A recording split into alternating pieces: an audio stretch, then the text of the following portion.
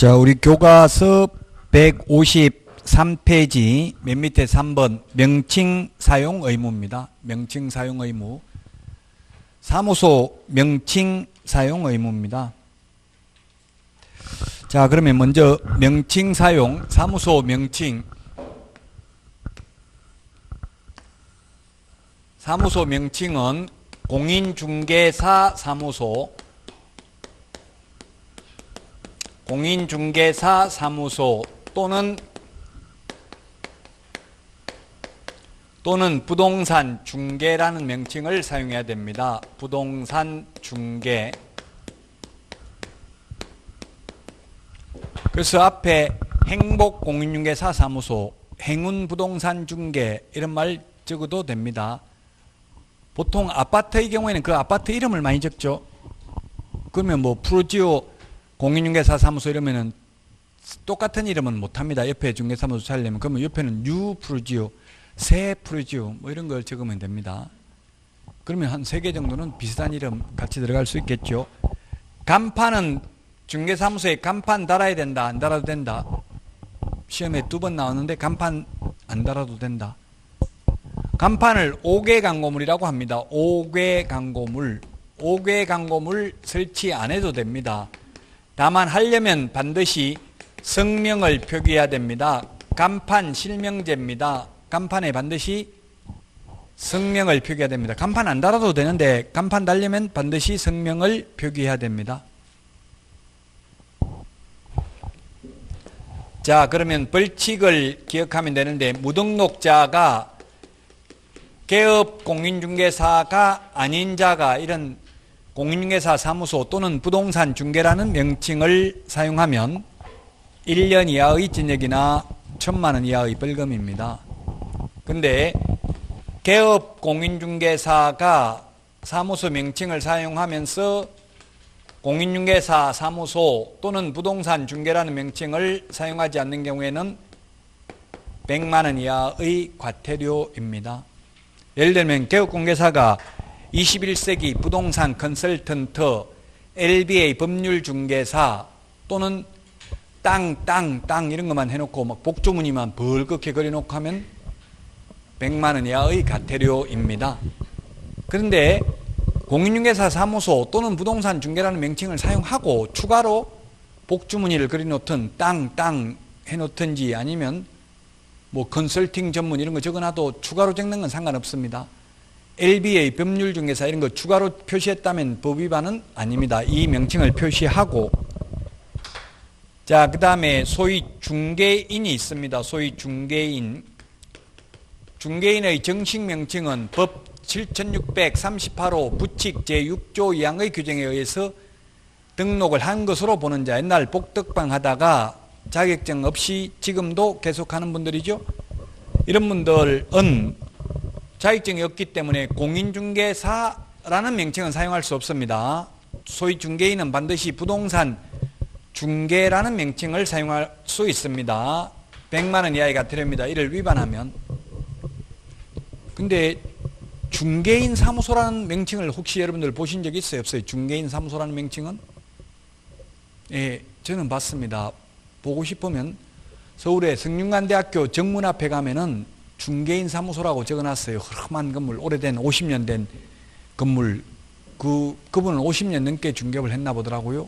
연세 드신 어르신이 계시던데 중개인 사무소라고 돼 있어요. 그래도 그건 불법은 아닙니다. 왜냐하면 이 간판을 다는 거는 모든 법은 소급 적용을 안 해요. 그래서 간판 이게 법 바뀐 이후 간판부터 적용되고요. 옛날에 중개인 사무소라고 돼 있을 때 옛날에는 가능했거든요. 그럼 지금 사무소 옮긴 것도 아니고 그대로 하던 자리에 계속 하면 그 옛날 간판 그대로 써도 상관없어요. 새로 달 때는 반드시 이 둘 중에 하나를 사용해야 돼요. 공인중개사 사무소 또는 부동산 중개라는 명칭을 사용해야 됩니다. 자, 그 다음에 5개 광고물은 설치해도 되고 안 해도 된다. 5개 광고물 설치 안 해도 되는데 만약에 5개 광고물을 설치할 때는 반드시 성명을 표기해야 된다. 간판 실명제다. 간판 안 달아도 되는데 간판 달리면 반드시 성명을 표기해야 되고 성명 표기를 안 하면 100만 원 이하의 과태료입니다. 자, 그 다음에 표시 광고인데요.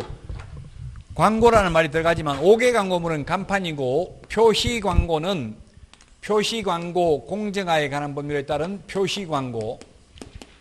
이 표시 광고는 쉽게 말하면 우리 식당 같은 데 가보면 셔터 내려놓고 임대문의 이렇게 핸드폰 번호만 적어 놓은 경우 있죠?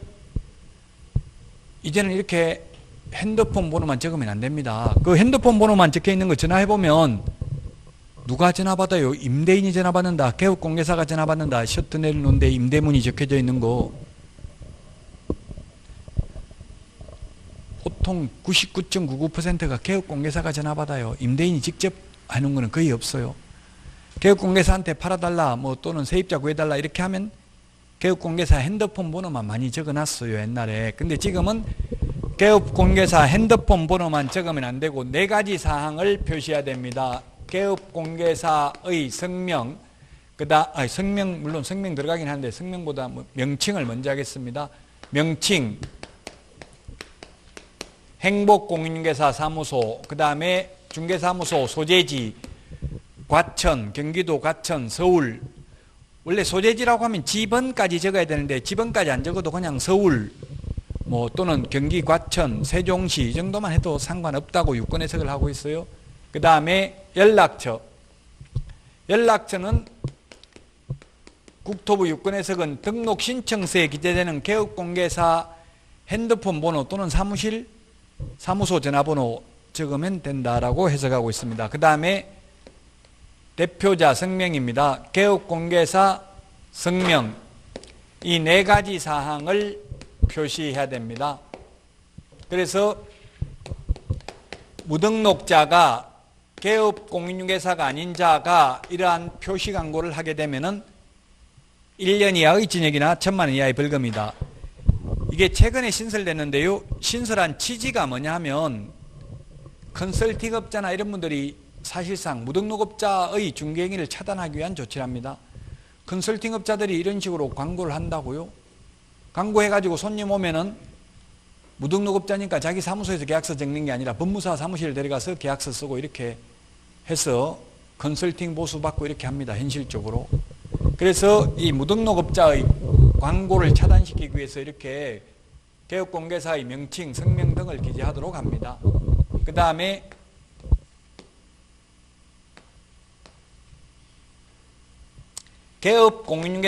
개업공인중개사가 광고를 하면서 이 4가지 사항 중에 하나라도 빠지면 100만 원 이하의 과태료입니다. 100만 원 이하의 과태료. 개업공개사가 이 4가지 사항, 사무소 명칭, 소재지, 연락처, 성명 중에 하나라도 빠지면 100만 원 이하의 과태료.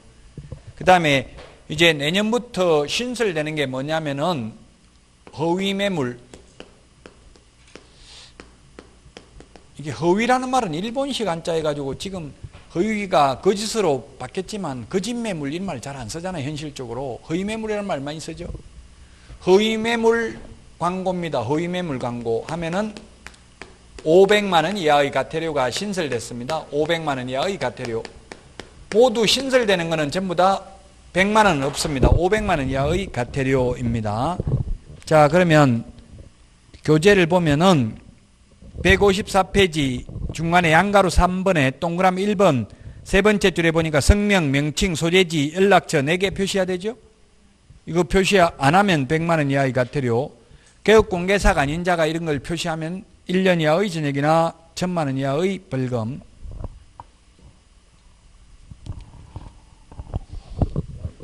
자, 그 다음에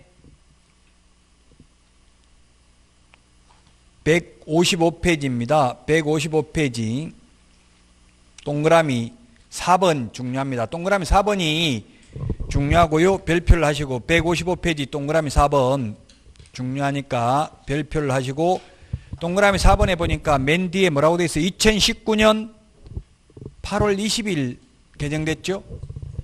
올해 시험에는 반영 안 된 부분입니다. 내년 시험부터 반영이 됩니다.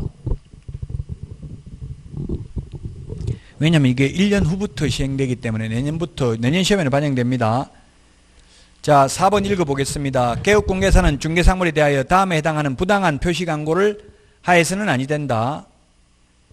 이를 위반하여 부당한 표시 광고를 한 자는 500만 원 이하가 되로 제가 칠판에는 허위 매물 광고 이렇게 줄여놨어요. 허위 매물 광고. 자, 그러면 기억을 보니까 중개상물이 존재하지 않아서 실제로 거래할 수 없는 중개상물에 대한 표시 광고, 니은 중개상물의 가격 등 내용을 사실과 다르게 거짓으로 표시 광고하거나 사실을 과장되게 하는 표시 광고. 제가 허위라는 말을 안 쓴다고 했죠. 거짓이라고 했죠. 근데 현실적으로는 허위 매물이라는 말을 많이 써요. 거짓 매물 이런 말 잘 안 쓰잖아요. 어쨌든 거짓으로 표시 광고를 하거나 과장되게 하는 경우, 그 다음에 디귿, 그 밖에 표시 광고 내용이 부동산 거래 질서를 해치거나 중개 의뢰인에게 피해를 줄 우려가 있는 것으로서 대통령령이 정하는 내용의 표시 광고입니다. 아직 대통령령하고 국토교통부 장관이 고시하는 건 아직 확정이 안 됐어요. 지금 진행 중이에요. 개정 중이에요. 그 이제 대표적인 게 뭐가 있느냐 하면 이제 현실적으로 이게 9.13 부동산 정책 일환으로 법이 개정된 거예요. 즉 가격 왜곡 행위를 방지하겠다. 그래서 현실적으로 보면 제 조카가 원룸을 하고 있는데, 원룸 위주로 하고 있는데 제 조카도 한 2천만, 매출액이 2천만 원 넘더라고요. 그래서 지금 9대 1도 먹는데 자기가 90% 먹는데요. 그 대신에 모든 광고나 모든 비용은 자기가 다 지출하는 거예요. 그냥 개업공개사는 10% 먹는 대신에 직원이 20명이 넘는데요. 그러면은 20명이 넘는 거 그것만 떼도 10%씩만 떼도 사장은 1,000만 이상 벌어간대요. 그냥 그 임대료 내고도. 그럼 어떻게 광고를 내냐면은 직방, 다방 이런 데다가 광고 올릴 때 월세 20만 원 있다. 급매 이렇게 해가지고 뭐 급임대 이런 식으로 해서 20만 원 올리는 거예요. 실제 시세는 40, 50 하는데.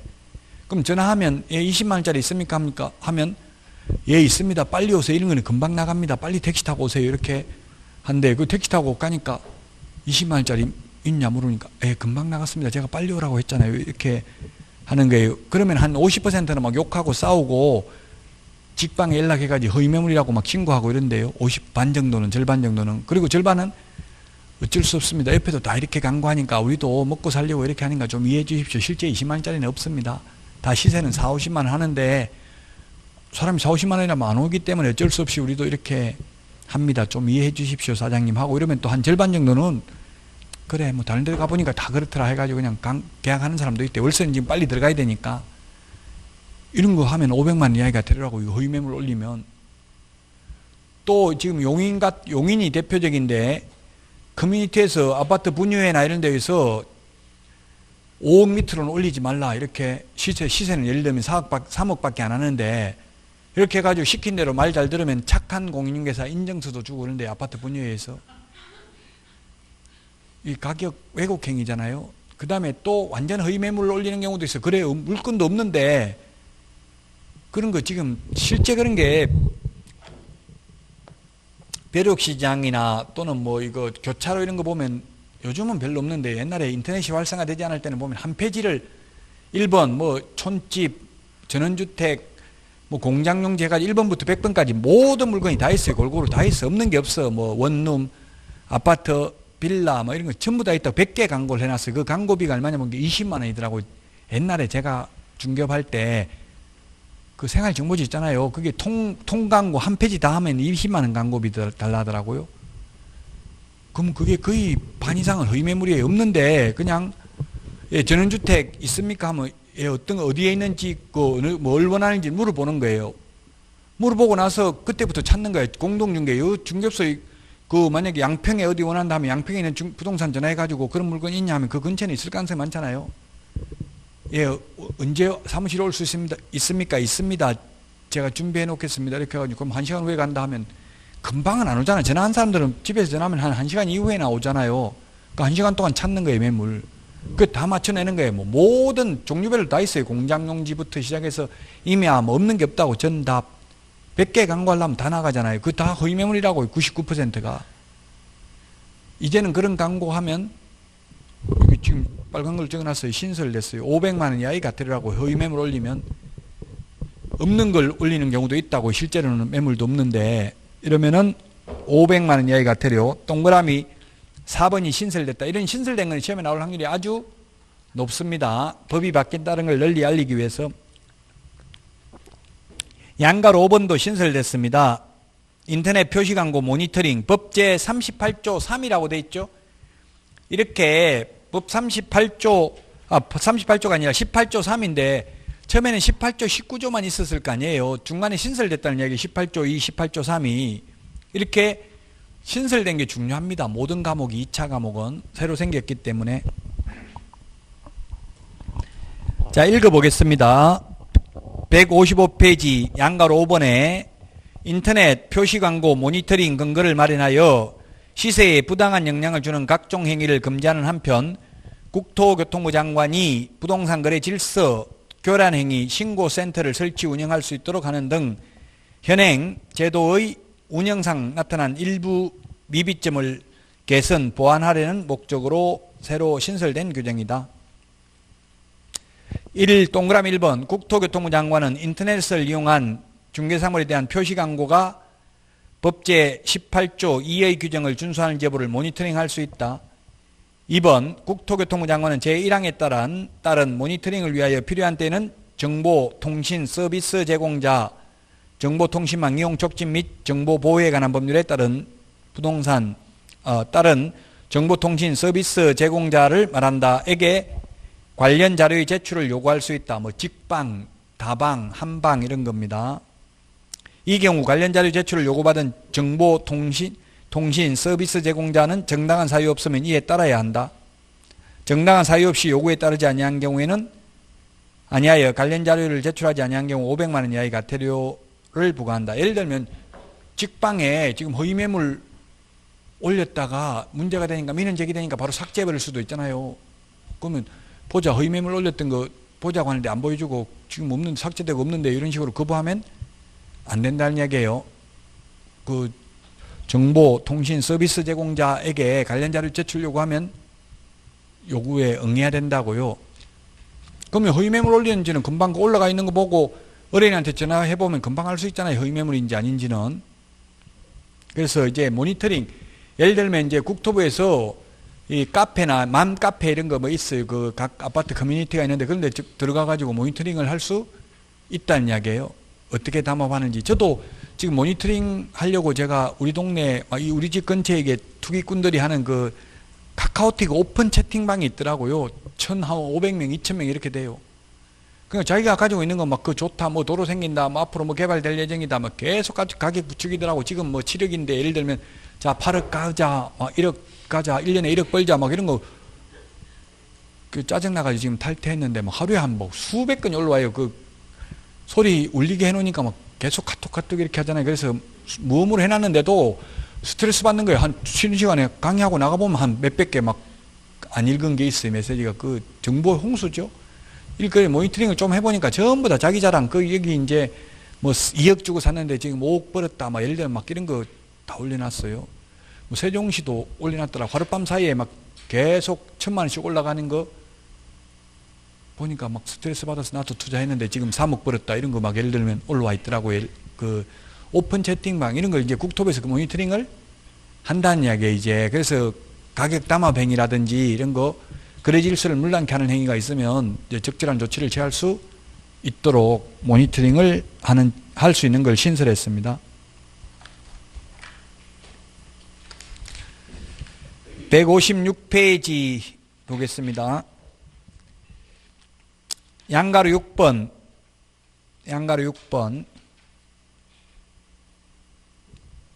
불이행에 대한 제재인데 철거명령입니다. 철거명령. 쉽게 말하면 불법 간판을 달고 있으면 개업공개사도 아닌 자가 공인중개사 사무소 이런 간판 달고 있으면 철거명령을 합니다.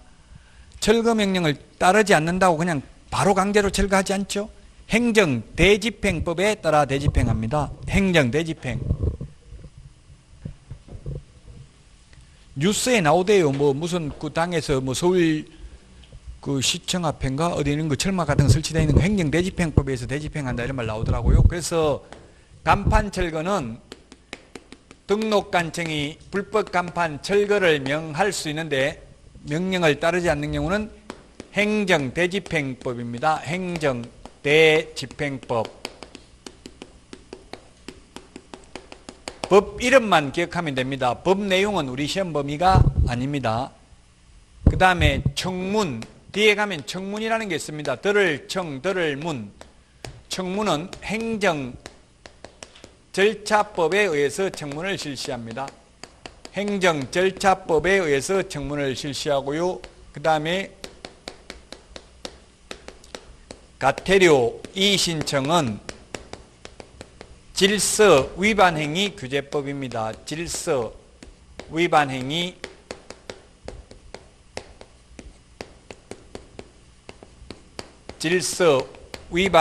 규제법이다. 질서위반행위 규제법입니다. 그래서 지금은 행정대집행법입니다. 민사집행법이 아니라 행정대집행법. 그래서 간판 철거 안 했다고 가태료나 업무정지 이런 거 없고요. 대집행하고 그 비용만 청구하는 거예요. 행정대집행. 대신 집행하고 비용만 청구하죠. 용역들 와가지고 그 뭐 노숙자들 이런 분들 막 해가지고 강제 집행하는 경우도 있어요. 어쨌든 행정대집행법만 기억하시면 되겠습니다. 157페이지 유사명칭 사용금지입니다. 유사명칭. 예, 유사명칭 사용금지다. 공인중개사가 아닌 자는 공인중개사 그 밖에 이와 유사한 명칭을 사용하지 못한다. 그래서 공인중개사 자격증이 없는 사람이 명함에 대표, 행복부동산 대표 이런 명함 새기면 유사명칭 사용금지입니다. 공인중개사 자격증이 없는 분이. 근데 공인중개사 저같이 자격증은 있어요. 근데 개업공개사는 아닙니다. 개업도 안 하고 취직도 안 했어요. 근데 명함에 공인중개사라고 새기 다니면 된다 안 된다? 전 자격증이 있어요. 돼요 안 돼요? 그건 된다라고 시험에 2번 출제됐고 판례도 있어요. 제가 명함에 저도 공인중개사 부동산학 박사 이런 거 같이 명함에 새겨 다녀요. 보통 실장들도 자격증이 있으면 실장, 공인중개사 이 말은 꼭 넣죠. 자격증 없는 실장들은 보조원들은 보조원이란 말도 안 넣고 그냥 실장 이렇게만 넣어놨어요. 현실적으로. 자격증이 있으면 공인중개사라는 말 사용해도 된다. 개업하거나 취직 안 해도. 근데 무자격자는 대표라는 말은 쓸 수 없다. 그 다음에 개업공개사가 아니면서 발품부동산, 부동산 카페 이런 말도 쓰면 안 된다. 부동산이라는 말도 개업공개사가 아니면 쓸 수가 없다고는 이야기해요. 변호사가 부동산 카페 이렇게 해가지고 손님 받으면 안 돼요.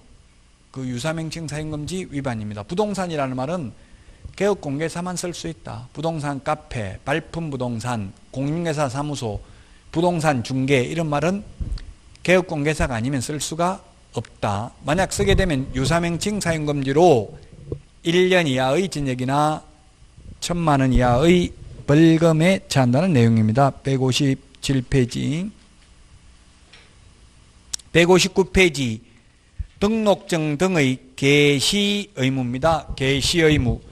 게시는 보기 쉬운 곳에 게시를 해야 되고요. 보존은 보이지 않는 곳에 보존해도 됩니다. 계약서 확인설명서는 보존하면 됩니다. 책상 서랍에다가. 그러나 게시는 보기 쉬운 곳에, 현실적으로는 우리 중개사무소에 액자에 넣어가지고 게시해놨죠. 자, 그래서 게시해야 될 게 4개입니다. 등수보자. 몇 등 했는지 등수보자. 등이 등록증 원본입니다. 중개사무소 등록증 원본을 게시해야 됩니다. 중개사무소 개설 등록증 원본.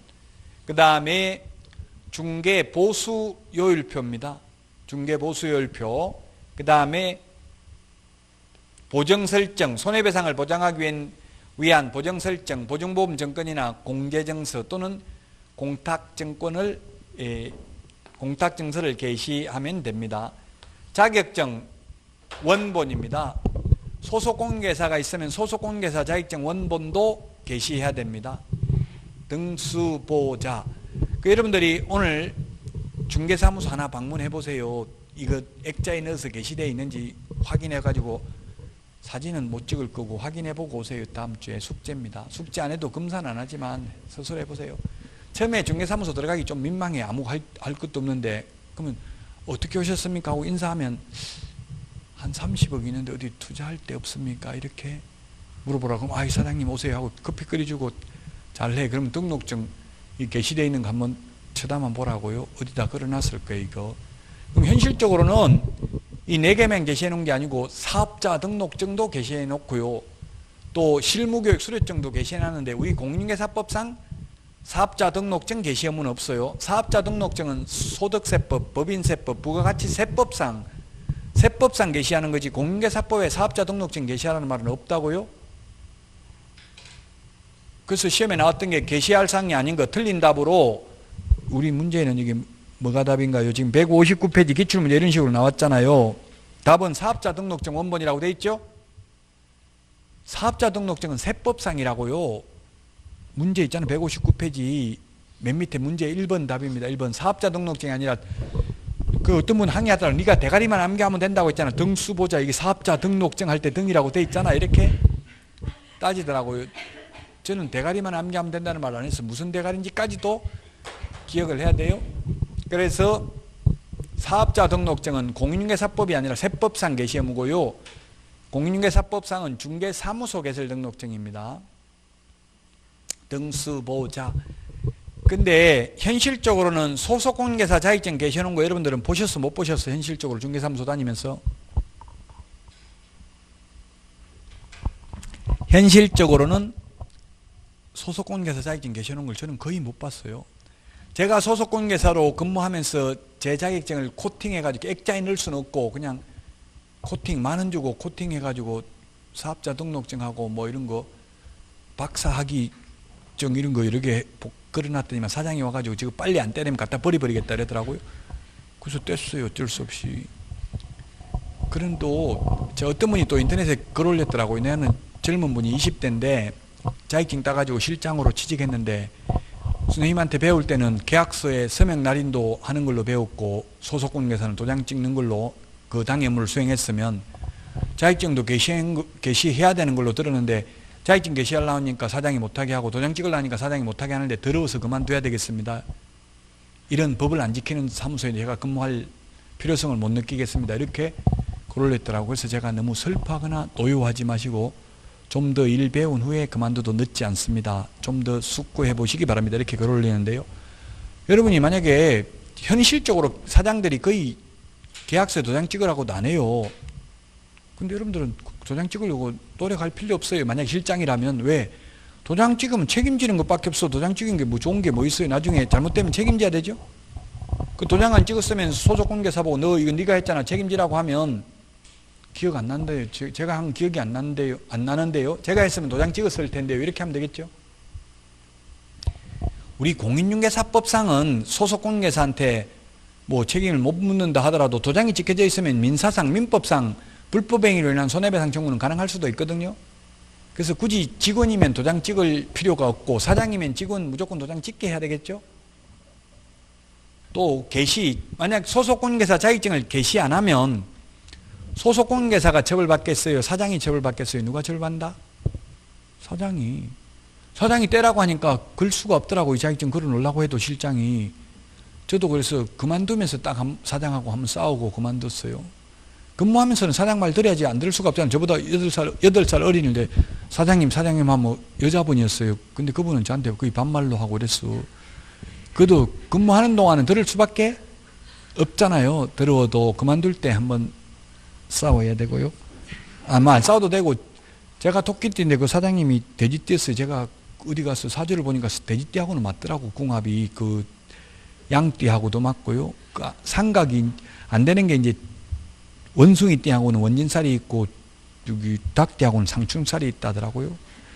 그러니까 사실 같이 근무해보니까 많이 싸우고 이렇게 부딪히긴 하더라고요. 농담입니다. 여러분들은 공부하는 거니까 뭐 무슨 띠와 상관없이 공부는 다 할 수 있습니다. 자, 그래서 개시 의무, 등수, 보호자 4개 개시해야 된다. 사무소 보기 쉬운 곳에. 그 맨 밑에 기출문제 나왔으니까 이런 거는 결국 나중에는 암기해야 되잖아요. 이걸 이해할 수 있는 부분 아니에요. 왜 사업자 등록증 개시 의무는 없고 중개사무소 등록증만 개시해야 되는지 그 이유를 논리적으로 설명해 보시오 하면 법에 그렇게 돼 있으니까 세법에서는 사업자 등록증이 있지만 공인중개사법에는 없으니까 이렇게밖에 말할 수 없어. 사실상 논리적으로 설명할 수가 없고요. 2차 과목은 그래서 단순히 암기해야 되는 내용이 많습니다. 솔직히 말하면 숫자는 다 암기해야 되죠. 숫자를 왜 인지 자꾸 논리적으로 따지면 시간 더 걸려요. 그냥 단순히 암기하는 게 더 빨라요. 숫자 같은 거 7일, 10일 이런 거는. 그래서 다 여러분들이 암기할 수 있도록 제가 프린트 다 정리해 드렸으니까 지금은 암기하려고 하지 말고 계속 보고 체크만 하다가 자꾸 보던 거 이제 나중에 막판에 암기는 1차 시험 보고 나면 1시간 50분 시간 있어요. 그때 암기하면 돼. 그때 이거 프린트 가지고 가서 그때 그 대신에 전혀 안 보다가 갑자기 암기하면 그때 무슨 말인지도 몰라. 이거 지금 보면 그 지금 계속 보고 고통받았으니까 또 모의고사보고 틀려봤으니까 이제 그때 암기가 된다고 시험장에 가서 그때 암기하면 돼요. 암기는 지금 미리 암기하면 안 돼요. 절대. 자, 그 다음에 이제 160페이지 확인 설명 의무입니다. 확인 설명 의무. 확인 설명 의무 160페이지.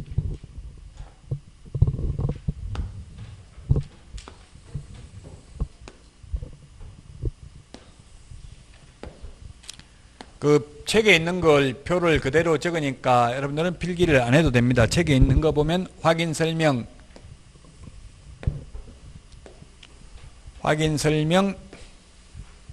시기 확인 설명 시기 대상 관리사무소에서 알려드립니다. 이미 공지한 바와 같이 12월 10일 내일 아침 5시부터 7시까지 2시간 동안 정기점검을 위해 모든 전기를 차단할 예정입니다. 입주자분들께서는 이를 숙지하시고 만전을 기해 주시기 바랍니다. 특히 병원용 정밀기기, 수족관, TV 등 예민한 제품들은 퇴근 시 반드시 플러그에서 전원을 뽑아 안전을 기하도록 협조 바랍니다. 다시 한번 말씀드립니다. 내일 12월 10일 아침 5시부터 7시까지 2시간 동안 정기 점검을 위해 모든 전기를 차단할 예정입니다. 입주자분들께서는 이를 숙지하시고 안전에 만전을 기해 주시기 바랍니다. 특히 병원용 정밀기기, 수족관, TV, 컴퓨터 등 예민한 제품들은 퇴근 시 반드시 플러그에서 전원을 뽑아 안전을 기하도록 협조 바랍니다. 감사합니다.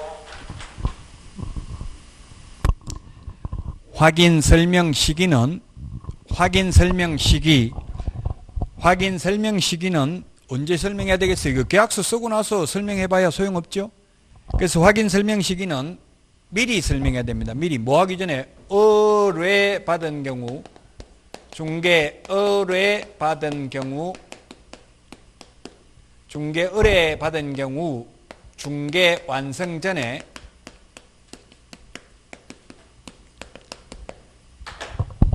즉 계약서 쉽게 말하면 계약서 쓰기 전에 미리 설명해야 돼요. 계약하기 전에 계약해놓고 이미 다 계약 끝났는데 설명해가지고 어떻게 하냐고 틀려도 계약서 쓰면 계약금 100 물어내야 되잖아요. 만약 계약금 걸어놓은 상태에서 계약 깨려면. 그래서 계약하기 전에 미리 설명해야 된다고요.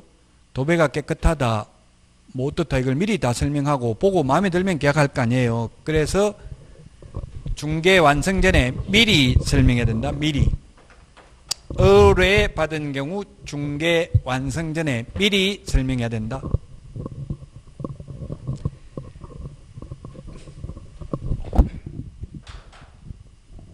갑자기 방송이 나와가지고 저도 당황했는데 처음 있는 일인데 인터넷 뜨는 분들 이게 당황스러울 것 같아요. 갑자기 이게 관리사무소에서 방송을 하고 이래서 그래서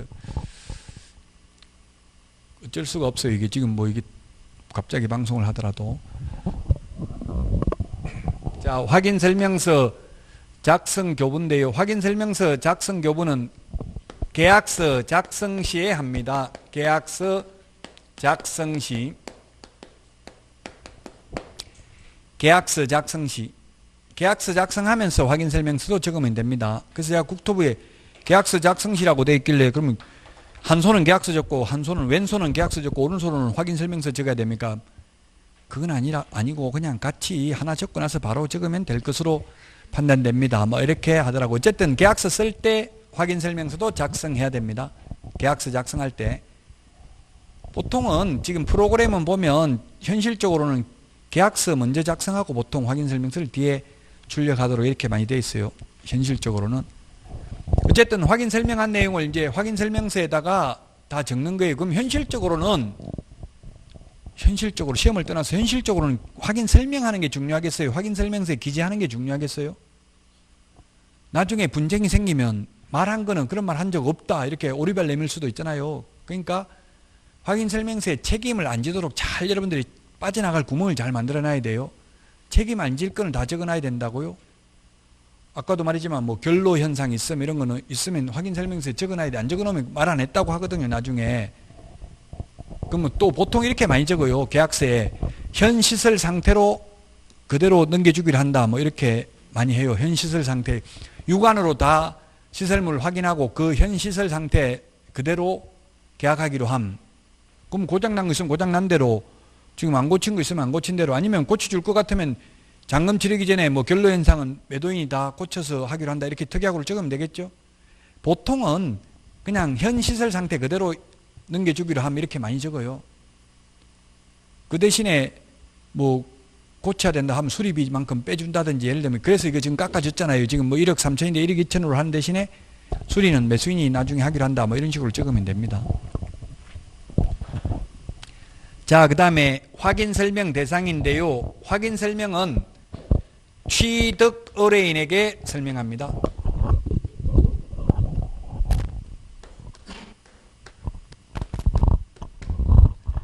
취득 의뢰인이라고 하면 매수인, 임차인이 되겠죠? 매수인, 임차인. 그래서 시험에는 거래 당사자 쌍방에게 설명해야 된다 하면 X입니다. 거래 당사자에게 설명한다도 X입니다. 취득 의뢰인 일방에게만 설명합니다. 취득 의뢰인 일방에게만. 왜 그렇겠어요? 생각을 해보세요. 지금 만약에 우리 학원 이걸 다른 세입자에게 전대를 하거나 또는 팔아먹는다면 학원 원장님은 한테 이게 책상 몇 개입니다. 의자 몇 개입니다. 학생 몇 명입니다. 이런 거 설명할 필요 있어요? 없어요? 더 잘 알고 있잖아. 매도인이나 임대인이. 매도인은 자기 집 더 잘 알고 있는데 매도인한테 결로가 있습니다. 이런 말을 할 필요 없죠. 살 사람은 모르잖아요. 취득할 사람은. 그래서 취득 의뢰인 일방에게만 설명하면 된다고요. 쌍방에게 설명하는 게 아니고. 일방, 쌍방이라는 말이 없어도 거래 당사자라고 하면 당사자는 쌍방이에요. 쌍방. 당사자는 매수인, 매도인이 당사자잖아요. 당사자잖아요. 임대인, 임차인이. 그래서 취득 의뢰인 일방에게만 설명하면 된다. 일방, 쌍방이 아니라 일방에게만 설명하면 된다. 근데 확인설명서 작성 교부는 거래 당사자입니다. 거래 당사자라고 하면 아까도 말했지만 쌍방입니다. 쌍방. 매도인, 매수인, 임대인, 임차인, 쌍방에게 확인설명서를 교부해야 됩니다. 왜냐하면 이거는 기재한 거는 나중에 증거가 될 수 있기 때문에 둘 다 가지고 있어야 돼요. 말하는 거는 매수, 임차 의뢰인에게만 설명하면 되는데, 확인 설명할 때는 근거 자료를 제시해야 됩니다. 근거 자료를 제시해야 됩니다. 소재지, 면적 이런 거 설명하려면은 건축물 대장, 토지 대장, 임야 대장, 대장 보고 설명해야 되고요. 권리관계를 설명할 때는 등기사항 증명서를 보여주면서 설명해야 됩니다. 공법상 이용제한 거래규제 설명하려면 토지이용계획 확인서를 제시하면서 설명해야 돼요. 자, 면적 이거 100제곱미터 맞죠? 내가 설명했으니까 맞죠? 이 말, 내 말이 진리가 아니고 보여줘야 돼. 건축물 대장 보여주고, 자, 보니까 100제곱미터 맞죠? 이렇게 설명해야 된다고요. 근거 자료를 보여줘야 된다고요. 말로만 하면 안 되고요. 자, 그 다음에 확인설명서 작성 교부는, 교부할 때는 확인설명서라는 법정 서식을 교부해야 됩니다. 확인설명서 서식이 보면 우리나라에 지금 현재 1부터 4의 서식이 있습니다. 1의 서식은 주거용, 2는 비주거용, 3은 토지, 4는 임목, 광업재단, 공장재단 이렇게 4가지 서식이 있어요. 이 법정 서식에 빈칸을 다 채워서 교부하면 됩니다. 설명할 때는 확인설명서 서식에 기재한 걸 보여주면서 설명하는 게 아니에요. 근거 자료를 제시해야 돼요. 확인설명서에 100제곱미터라고 적어놓고 자 100제곱미터 맞죠? 이렇게 하면 안 된다고요. 그러나 교부할 때는 확인설명서 서식을 교부한다고, 근거 자료를 교부하는 게 아니에요. 등기사항 증명서는 교부할 의무는 없습니다. 현실적으로는 교부해 줍니다만은 법적으로는 교부해 줄 의무는 없습니다. 위반 시 제재입니다. 확인, 설명하지 않거나 근거 자료를 제시하지 않는 경우에는 개업 공인중개사의 경우에는 500만 원 이하의 과태료입니다. 500만 원 이하의 과태료. 소속 공인중개사의 경우에는 확인 설명을 할 의무는 없습니다. 의무가 없는데 할 수는 있습니다. 소속 공인중개사가 확인 설명을 안 해도 되는데 하면서 잘못 설명하거나 근거 자료를 제시하지 않는 경우에는 자격정지 사유입니다. 자격정지 사유입니다. 확인설명서 작성 교부는 개업 공인중개사가 작성 교부 보존하지 않는 경우에는 업무정지입니다. 업무정지. 업무정지인데 소속 공인중개사는 작성 교부 보존할 의무는 없습니다.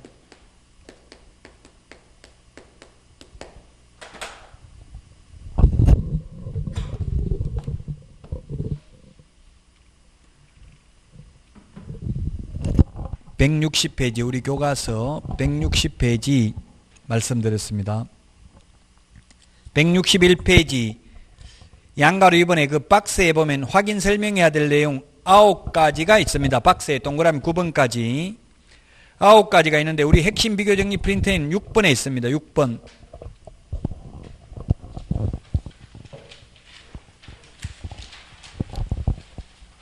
6번에 보면은 확인 설명해야 될 사항, 이것도 단순히 암기입니다. 기권, 가공, 상태, 환지세, 기권, 가공, 상태, 환지세 이렇게 암기하도록 하겠습니다. 우리 핵심 비교 정리 프린터는 6번, 교과서는 161페이지 박스에 있습니다. 기가 뭐냐면 그 부동산을 특정 지을 수 있는 기본적 사항입니다. 소재지, 면적, 지목 설명해야 됩니다. 권리관계 설명해야 됩니다. 은행에 융자가 얼마 있어서 건저당 채권 최고 금액이 얼마이다 이런 거 설명해야 됩니다. 그 다음에 거래 예정 가격 또는 거래 예정 금액, 거래 예정 가액 같은 말입니다. 일종의 시세입니다. 시세를 설명해야 됩니다. 호가를 설명하면 하는 게 아니라 시세를 설명해야 된다고요. 시세는 3억인데 만약에 시세가 3억인데 매도인이 5억 받아주세요. 그러면 더 받는 거 다 먹어도 좋습니다. 이렇게 할 수도 있잖아요. 그럼 매수인이 오면 이거 5억입니다. 이렇게 말하면 안 되고 시세보다 조금 비싸게 내놨습니다. 마음에 드시면 가격 조정을 해야 됩니다. 알려줘야 돼. 국민재산권을 보여야 되니까. 그래서 거래 예정 가격, 예정 금액, 예정 가액은 같은 의미라고요. 그래서 거래 예정 가격 일종의 시세를 설명해야 된다. 그리고 중개보수 산출 내역도 설명해야 됩니다. 중개보수가 얼마라는 것도 미리 설명해야 됩니다. 그 다음에 공법상 이용제한, 거래규제, 토지 이용계획 설명해야 됩니다. 우리 땅 가격은 공법상 이용제한, 용도, 지역, 지구, 구역에 의해서 정해지는 거죠. 그 다음에 상태, 시설물의 상태입니다. 시설물의 상태. 그 다음에 벽면 및 도배 상태 설명해야 됩니다. 시설물의 상태, 벽면 및 도배 상태. 그러면 현실적으로 도배 보면은 확인 설명서 서식에 깨끗함, 보통임, 도배 필요로 함 이렇게 돼 있어요. 그럼 어디다 체크해요? 보통 현실적으로 깨끗하다고 할까요? 보통이 할까요? 현실적으로 깨끗함? 그 제가 말했죠. 법을 공부하면 나한테 유리한 증거는 남기고 불리한 증거는 없애는 연습을 해야 됩니다. 깨끗함 이렇게 해놓으면 나중에 안 깨끗하면 책임져야 될 가능성이 많아요. 저도 어릴 때 지금 기억이 생생하게 나는 게 제가 국민학교인데 그때는 초등학교가 아니고 국민학교 지금 초등학교죠. 다닐 때 라디오 있는 사람 손들으라 하고 이렇게 했어요. 전부 다 공개적으로. 옛날에 뭐 텔레비전은 거의 없었으니까 라디오 있는 사람 손들으라 하고 어쨌든 재산 상중하 손들으라 하고 이랬더라고. 재산도 공개적으로. 엄청나게 못 살았는데도 부끄러워가지고 전 중에 하루 안 하고 그냥 중에 손들어서 남들 눈치 보고 거의 다 중에 많이 손들더라고요. 상중하 이런 거 있으면 잘 사냐 못 사냐 이러면 보통, 우리 보통은 보통이라는 말 많이 하죠. 음식점에도 그런 게 있대. 대중소 이런 게 있으면 그게 뭐 보통 중을 많이 시키는가 이런 게 있대요. 사람들 심리적으로. 그래서 보통이라고 하지 깨끗하다 이런 건 잘 안 적어요. 그러면 안 깨끗하면 난 안 할 건데 하면 이미 이게 확인 설명서 적을 때는 이미 계약서를 작성한 상태예요, 사실. 그럼 보통 해도 보통 그거 가지고 계약 안 한다고 막 아까 보셨잖아요. 원래 적을 때는 이렇게 적습니다 이러더라고요, 교육공개에서. 저도 물어봤거든. 왜 보통이라고 적냐? 깨끗하지 않으면 난 안 할 건데 이랬더니만 아까 다 보셨잖아요. 그 정도 되면 보통이라고 적습니다. 보통 이렇게 말하니까. 그럼 나중에 분쟁이 생기면 내가 보통이라고 적었잖아. 이렇게 왜 깨끗하지 않는데 깨끗하다고 적었냐 이렇게 할 수도 있잖아요. 그 보통이라고 많이 적어요, 현실적으로. 근데 이런 거 시설물의 벽면 및 도배 상태 가지고 분쟁 생기면 뭐 거의 몇백만 원이면 다 해결할 수 있잖아요. 이런 거는 큰 문제가 안 돼. 이제 가장 중요한 게 뭐예요? 이게 권리관계 이런 거 융자 있는데 선순위 건장 있는데 설명 안 해가지고 나중에 경매 넘어가가지고 배당 다 못 받으면 개업공개사가 손해배상해야 돼요. 이게 가장 중요한 게 권리관계. 그 다음에 공법상 용도 지역지구 이런 거 찍어줘야 되겠죠. 뭐 예를 들면 공장 한다고 했는데 공장 인허가 못 받는 거, 임야 같은 거 이런 거 자연환경 보전지역 이런 거 중개해 줬다가 나중에 말썽 생기겠죠. 골프 연습장 골프장 만들겠다 이게 임야 사달라고 했는데 완전 급경사 골프장 못하는 거 이런 거 사주면 문제 생길 수 있잖아요. 그 용도 지역 지구 구역을 반드시 설명해야 됩니다. 벽면 및 도배 상태, 내외부 시설물의 상태, 그 다음에 환경 조건, 입지 조건, 취득 관련 조세의 종류 및 세율을 설명해야 됩니다. 여러분들이 세법 시험에서는 취득세가는 세 문제 나와요. 취득세 세 문제 세법에서 그 다음에 등록면허세 한 문제, 재산세 세 문제, 종합부동산세 한 문제, 양도소득세가 5, 6문제 출제돼요. 양도소득세가 가장 많이 나와요.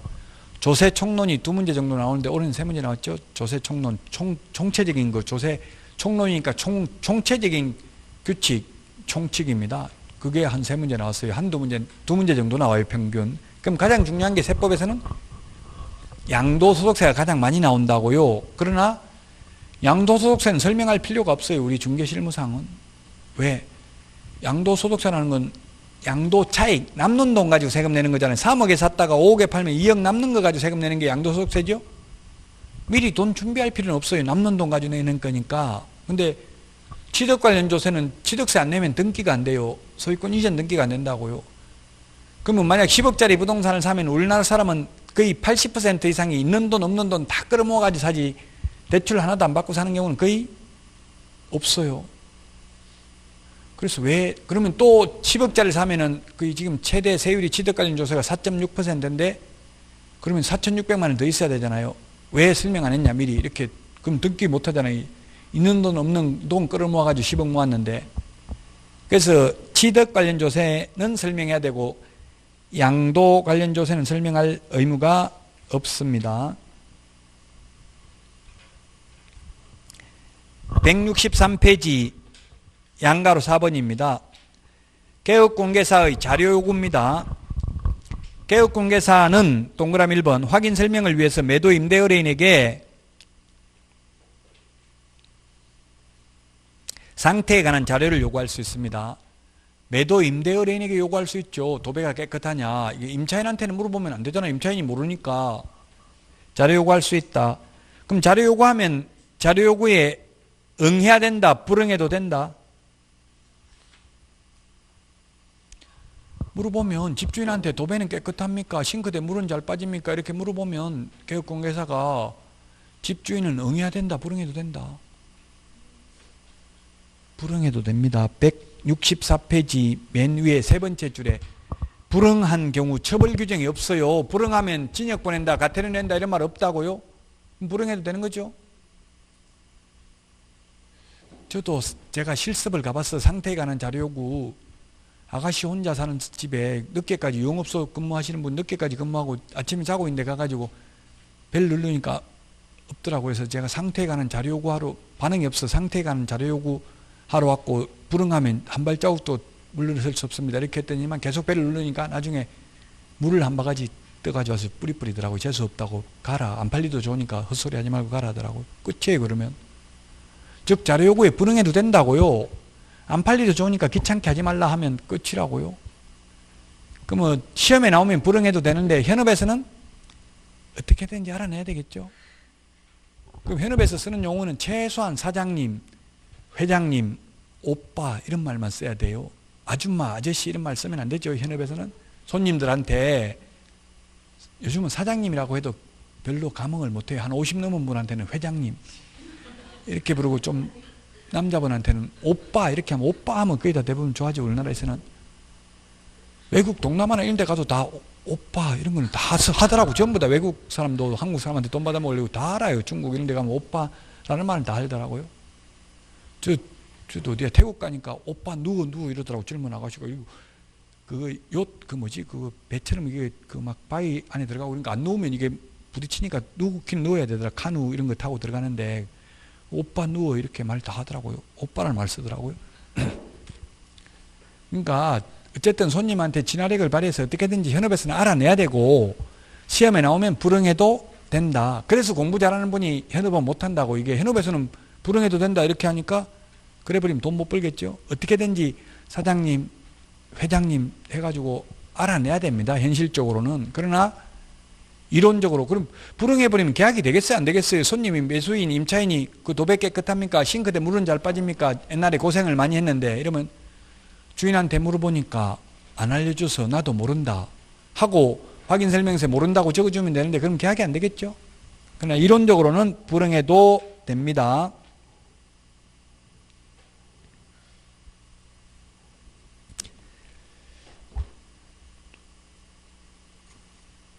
나머지는 다 말씀을 드렸고요. 지금 166페이지, 167페이지, 167페이지 맨 밑에 양가로 4번 안 했네요. 서명 날인 의무입니다. 서명 날인.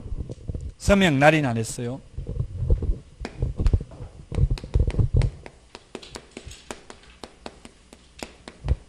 서명 또는이 아니라 밋입니다. 밋. 및 날인하는 것은 딱 두 개밖에 없습니다. 서명 및 날인하는 것은 확인 설명서와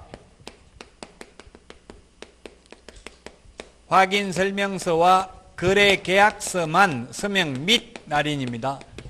그 외에는 모두 서명 또는 날인입니다. 서명 또는 그 시험에 밋인지 또는인지 출제됐다고요? 서명 및 날인은 서명이란 지금 육군 해석은 자필로 성명을 기재하는 걸 서명이라고 한다. 옛날엔 사인해도 된다 했는데 지금 육군 해석은 성명을 직접 자필로 적고 도장을 찍어야 된다. 계약서에는 보통 이제 처음 초보자들은 계약서에 아예 이름까지 컴퓨터로 출력하던데 그렇게 하면 안 되겠죠? 이름은 자필로 적게 해야 돼요. 계약서에. 왜냐하면 자필이 있어야 나중에 도장만 찍어놓으면 내가 찍은 거 아니다. 너가 훔쳐서 찍었잖아. 이렇게 해버리면 다툼의 여지가 있잖아요. 그 자필은 필적 감정함이 나오죠? 그래서 반드시 자필로 성명을 적고 기명날인하고 서명날인하고 달라요. 기명날인은 행복공인중개사 사무소 대표 박용덕 이렇게 해서 스탬프 도장 만들어서 찍어도 되는 게 기명날인이에요. 기명이라는 것은 성명이 기재되어 있으면 되는 게 기명날인이라고요. 서명날인은 글서자에 글서자 자필로 직접 성명을 적는 게 서명날인이라고요. 그래서 기명날인이 아니고 공인중개사법은 모두 서명날인입니다. 근데 계약서 확인 설명서만 서명 및 날인입니다. 그 외에는 서명 또는 날인입니다. 누가 서명 및 날인을 해야 되냐면 개업공개사가 해야 됩니다. 근데 그 개업공개사가 법인인 경우에는 대표자, 대표자가 서명 및 날인해야 되고요. 분사무소인 경우에는 책임자가 서명 및 날인해야 되고요. 당해 업무를 수행한 소속 공인중개사가 있을 경우에는 소속 공인중개사도 개업 공인중개사와 함께 서명 및 날인해야 됩니다. 당해 업무를 수행한 경우에만 함께 서명 및 날인합니다. 소속 공인중개사가 10명이 있는데 10명 중에서 그 업무에 관여한 한 명만 있으면 한 명만 하면 되고 10명 다 서명 및 날인해야 되는 건 아닙니다. 그 업무를 수행한 소속 공인중개사만 서명 및 날인하면 됩니다. 168페이지 확인설명서 앞에서 말했죠. 쌍방교부하고 5년 동안 5년이 아니고 확인설명서 지금 168페이지 하고 있죠. 168페이지 확인설명서는 3년 보존입니다. 3년 동그라미 1번 세 번째 줄에 3년 동그라미 하시고요. 3년 보존이다. 물론 우리 3년은 핵심 비교 정리 프린트 46번에 보면은 다 정리는 되어 있다. 46번에 보니까 3년에 몇 번에 있어요? 3년. 7번, 밑줄 치놓으세요. 7번. 확인 설명서 3년 보존입니다. 3년 보존. 3년 보존이다. 그 169페이지 계약서는 5년 보존인데요. 3년 보존해야 됩니다. 자, 그래서 확인 설명까지 했습니다. 확인 설명. 확인 설명에서 반드시 한 문제는 출제됩니다. 확인 설명. 그 다음에 오늘 한 것 중에서 사무소 명칭 표시, 그 다음에 표시 광고 공정하게 가는 분들에 대한 표시 광고도 한 문제 출제됩니다. 그 다음에 전속 중개계약에서도 반드시 한 문제는 최소한 출제되고 부동산 거래 정보망에 대해서도 출제됩니다. 자, 전속 오늘 하는 걸 다시 간략하게 복습하는데 전속 중개계약은 전적으로 속한 것을 전속이라고 합니다. 일반 중개계약은 여러 군데 내놓을 수 있는데 전속은 딱 정해진데 전적으로 한 군데만 속하도록 하는 게 전속 중개계약입니다. 그렇게 전속 중개계약을 해놓고 또 다른 데 내놔가지고 거래가 이루어지면 위약금 물어야 된다 했죠? 전속, 가장 큰 특징이 그게 전속 중개계약입니다. 또 전속 중개계약을 체결하는 경우에는 7일 이내 부동산 거래 정보망이나 일간신문에 정보를 공개해야 되는데 부동산 거래 정보망을 운영하는 사람을 거래정보사업자라고 하고 거래정보사업자 지정 요건 시험에 잘 나오고요. 우리 핵심 비교 정리 프린트에 다 있습니다. 지정 신청하면 30일 이내에 지정서를 교부해주고 지정서 교부받고 나면 3개월 이내에 운영규정을 제정하여 승인받아야 되고 지정받은 날로부터 1년 이내에 정보망을 설치 운영해야 됩니다. 그 다음에 이게 표시 광고하는 거, 그 다음에 사무소 명칭 표시하는 거 너무 스트레스 받지 말고요. 지금은 가볍게 이야기, 옛날 이야기 듣는다 생각하고 11월, 12월은 편하게 그냥 들어야 돼요. 또 1월 달부터 또 할 때는 똑같이 안 하고 조금씩 이제 더 보완해가지고 좀 더 이제 배경 지식을 조금씩 적게 하고 진도를 좀 더 빨리 나가고 조금씩 달라져요. 3월 달 되면 또 더 심화 학습을 하고 5월 달부터는 좀 더 심화 학습을 하고 단계적으로 다르니까 그냥 여러분들은 학원 커리큘럼에 몸을 맡기고 그냥 따라오면 돼요. 그래서 학원 강의를 수강하는 분들은 좀 쉬워요. 근데 인터넷으로 하는 분들은 누가 아무 잔소리 안 하니까 혼자서 스스로 해야 되잖아요. 그 인터넷으로 하는 분들도 꼭 강의는 빠지지 마시고 따라서 들어야 됩니다. 무슨 말인지 몰라도. 건강관리 잘 하시고요. 다음 주에 다시 찾아뵙고 마치도록 하겠습니다. 수고하셨습니다.